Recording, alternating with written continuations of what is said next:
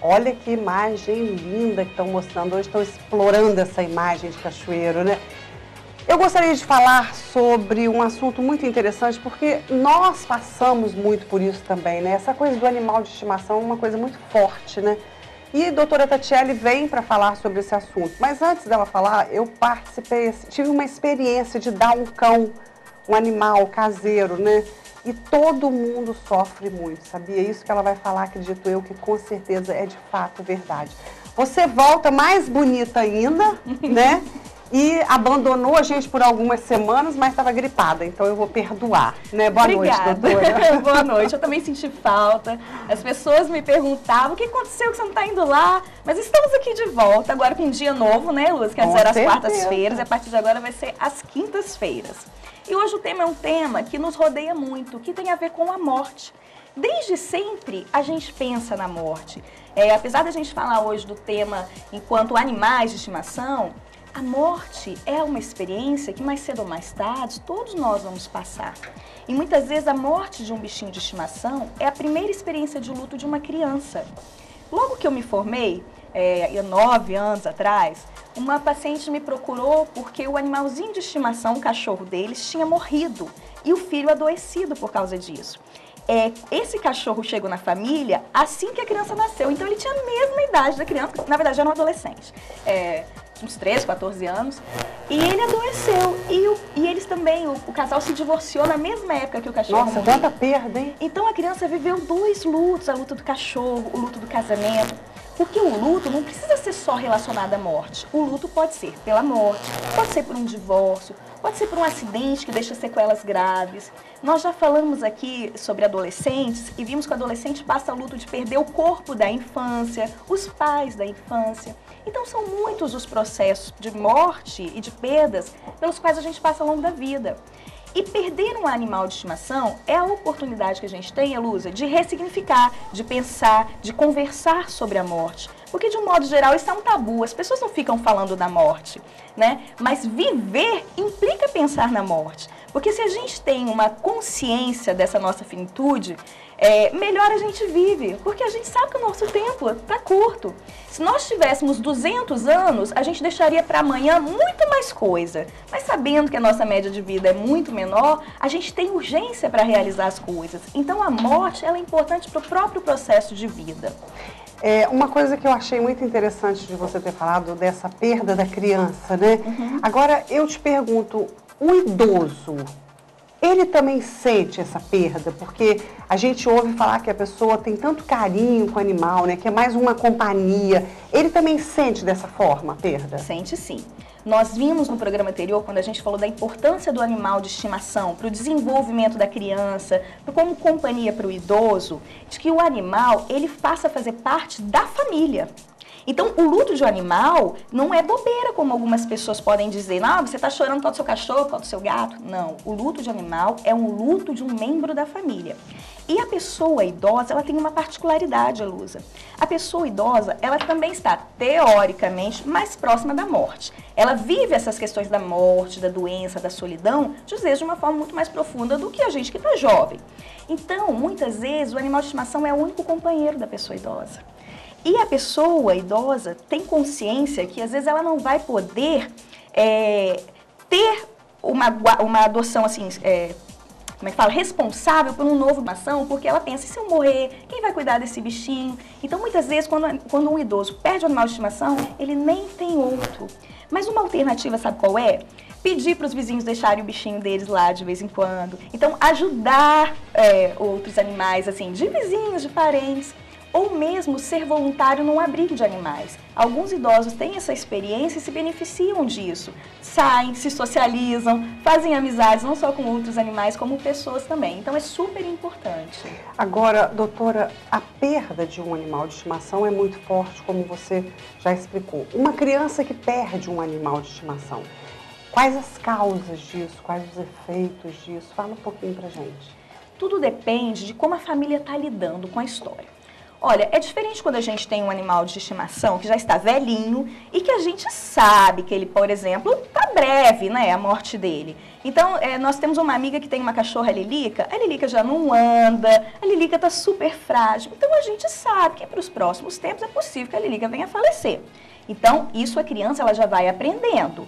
Agora, tem outra questão, quando, por exemplo, um cachorrinho é atropelado na rua de repente. Isso faz diferença para o processo de luto. Porque é muito rápido. Porque é rápido, é inesperado. É como se nós perdêssemos. A gente imaginar uma pessoa idosa morrendo porque está doente é uma coisa. Uma pessoa jovem morreu no acidente, a gente assusta mais, porque não é esperado. Assim também é com os animais de estimação. Agora, o que os pais vão fazer com essa informação é importante. Alguns pais não querem contar para a criança que o cachorro morreu, por exemplo. Né? E negar essa informação é negar à criança a oportunidade de aprender com a morte. Porque não se esqueça, ela vai passar por processo de luto. E com essa experiência ela pode aprender. Então, nada de falar que o cachorro fugiu, por exemplo. Se fugiu, a criança pode imaginar que ele pode voltar. Pode ter esperança de que volte. Ou, por exemplo, foi no veterinário e não voltou. Ele pode ficar com raiva do veterinário, São com raiva dos pais. São tão interessantes, né, quanto você dá, assim, um foco maior para a verdade. Eu acho que, como a própria Bíblia diz, a verdade liberta. Com certeza, né? E é transparente. Então, assim, em processos de terapia, trabalhar com a verdade é muito importante, porque a gente mente pra gente muito fácil o tempo todo, né? Então, o processo de terapia é encarar as próprias verdades. E não tem problema do cachorro ou do animalzinho de estimação ter falecido. É claro que vão ter consequências. Chegar em casa, por exemplo, e ver o pelo no sofá, ou ver a tigelinha no canto, aquela mantinha do cachorro ou do gato, isso dói? Dói. Mas a gente vai ter que aprender a fazer dessa dor, substituir essa dor pelas lembranças boas, como em qualquer processo de luto, quando a gente perde alguém que a gente ama ou um animal de estimação. Agora, uma coisa que eu quero saber, que eu acho muito interessante em todas essas propostas da psicologia, né? Se não tratado, isso pode causar algo futuro nessa criança? E até imediato. Por exemplo, pessoas podem entrar em depressão em qualquer processo de luto. Pode passar pela raiva, pela negação, não querer saber, não querer falar disso, ou não encontrar espaços para falar disso. Certa vez um gatinho meu morreu, ele tinha só 6 meses, mas ele era o xodó da casa. E eu me lembro que no dia que ele morreu, naquele fim de semana, eu fui à igreja, estava chorando na igreja. As pessoas quase me acabaram comigo, Luza, de verdade, que absurdo. Acha que é frescura, né? Então, olha só, não tinha espaço de escuta naquele ambiente, tive em outros. Mas então a gente tem que estar atento, a gente não pode ignorar a dor de uma pessoa. Então, você, por exemplo, sendo familiar ou sendo amigo de uma pessoa que perdeu um animal de estimação, tem que abrir os olhos e o coração para ouvir a dor daquela pessoa. Qual era a importância daquele bichinho para a pessoa? Realmente, tem pessoas que têm animais de estimação apenas como um bicho na casa. Tem gente que não vincula tanto, mas hoje em dia, a maioria das pessoas, porque o animal de estimação, ele saiu do quintal, hoje o animal de estimação está dentro da casa, dorme com as pessoas, não é? Então, a relação com o animal de estimação mudou e a gente precisa entender que o vínculo está mais forte e que ele é realmente um membro da família e que as pessoas vão sofrer com sua perda. Tatiele, me fala aqui uma coisa, às vezes a gente fica assim, aqui essas coisas estão todas muito distantes da gente, né? Por exemplo, eu tenho animal de estimação, tenho filha de 16 anos, o outro tem animal de estimação, tem criança de 5 anos, aí quando o animal falece, fala bem assim, não, isso não vai acontecer na minha casa.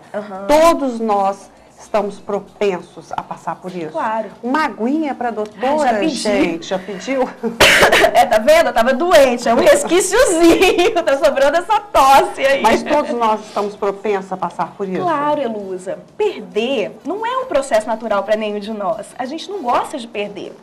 Então, mesmo que seja um animal de estimação, recuperação, perdeu a nota na escola, qualquer processo que envolva perda, a gente sente isso, não é uma coisa natural. Então, assim, qualquer um de nós pode passar por isso e o fato de perder um animal de estimação pode agravar ainda mais. Minha água chegou. Água, doutora, para tudo. Tomar. Enquanto isso, então, eu vou falar para vocês, eu tive hoje lá na Limão Doce. E aí, conversando com a proprietária, ela estava falando comigo assim, Elusa, nós vamos fazer um desfile e nós vamos filmar e vamos trazer para aqui, para vocês verem, com a nova coleção que chegou. As coisas estão lindíssimas e muita coisa chegando, muita coisa acontecendo.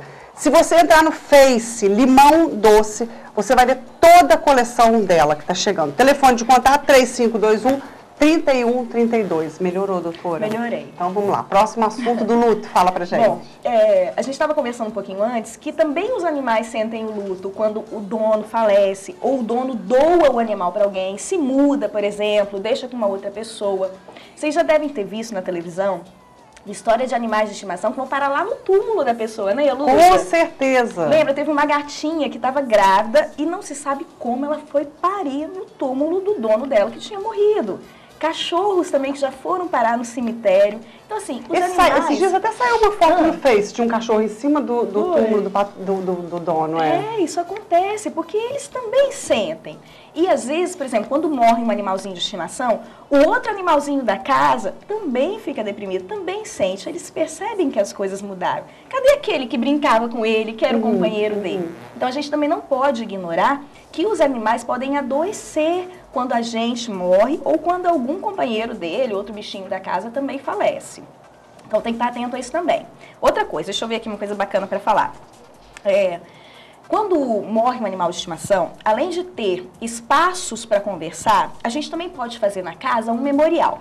Tem gente que acha que isso é só coisa de criança lá no consultório, mas isso funciona muito para nós adultos também. A Mili é uma cachorrinha que morreu de uma família lá de Vitória que eu amo muito. E essa família, ela fez no corredor da casa um painel com fotos da Mili. E também pendurou nas cortinas dos quartos uma roupinha da Mili em cada quarto, são 4 quartos. E eu me lembro que a primeira vez que eu vi as roupas da Mili, eu assustei. Eu falei, nossa, mas daí eu pensei, nossa, olha a estratégia que essa família arrumou para lidar nesse primeiro momento com a falta da Mili. A Mili era uma cachorrinha super antiga, a única companheira da dona da casa, porque todo mundo trabalha, estuda. Então, assim, colocou a Mili presente nos ambientes num primeiro momento. É claro que no processo de recuperação, de fortalecimento, essas roupinhas vão desaparecer da casa, mas ela fez um memorial. Se você não vai fazer um memorial, ou não vai escrever, não vai conversar com alguém, você pode escrever um diário sobre o que você está sentindo. É importante ter espaço para falar, Elusa. Porque muitas vezes, se você não consegue construir isso de forma natural, você pode acabar num processo de terapia. É você se dar o direito de pegar o seu sentimento e botar ele para aflorar, né? Porque às vezes a pessoa depois vai sofrer o luto daí a tantos anos e é muito pior. Né? E a gente sabe que um luto, ele pode durar meses ou anos. Ou pode ser que a pessoa nunca se recupere disso e viva num processo de depressão. Então, a gente tem que entender que existe toda uma forma de que a gente pode tratar isso. Para a gente encerrar, eu queria falar que o mercado dia está super aberto, Elusa. Nós temos lojas com caixões para gato. Olha isso! Lápis, cemitérios olha próprios. Que bacana, gente. A gente viu agora nessa época de campanha pessoas falando que o município precisa de um lugar, de um cemitério para animais. Isso é uma coisa muito séria. Claro! Eu conversei com um centro de zoonoses. zoonoses. Porque enterrar um cão querido. Exatamente. Conversei com o centro de zoonoses o seguinte: o centro de zoonoses ele não tem obrigação de pegar um animal, se o animal faleceu, ele não tem obrigação de pegar o seu animal. Mas você pode ligar para lá e ver se eles têm, por exemplo, um carro indo para Vitória, que pode ser cremado em Vitória. Porque até isso tem que decidir se o seu animal vai ser enterrado. Tem lugares que tem cemitério. Se ele vai ser cremado. Se você tem quintal na sua casa para enterrar. Porque às vezes você mora de aluguel e fica com medo de enterrar seu bichinho ali e você sair ou a casa ser vendida. Então, assim, existe toda uma indústria hoje já voltada para isso. Eu estava pesquisando na internet, isso pode custar até mesmo o valor de um velório de uma pessoa adulta. Gente, claro que é um super velório, né? De uma pessoa adulta, não, de um humano, de ser humano, né? Mas e o animalzinho tem velórios a partir de R$300, com caixãozinho e tudo. Mas são estratégias, né? Acho que a maioria de nós acaba enterrando no quintal, às vezes com uma mantinha que o cachorro ou o gato gostava. Enfim, é um processo natural e você tem todo o direito de vivenciar a sua dor e passar pelo luto do seu animal de estimação. Então, família, respeite o sentimento daqueles que estão sofrendo com a perda de um animal, né? Que pena que acabou, mas quinta-feira que vem está aqui de novo. Estaremos aqui. Com certeza. Grande beijo para você, Obrigada. doutora. Não saiam daí, porque nós vamos falar no próximo bloco sobre a Copa Budokan Internacional. Já estamos aqui com o professor Giovanni Berincá, com a atleta, e ela é linda, gente, apaixonei nela, mexerica, olha que doce de pessoa, e com o Michael, que tiveram o prazer todos de participarem lá dessa Copa. Já já nós vamos falar sobre esse assunto, não saia daí.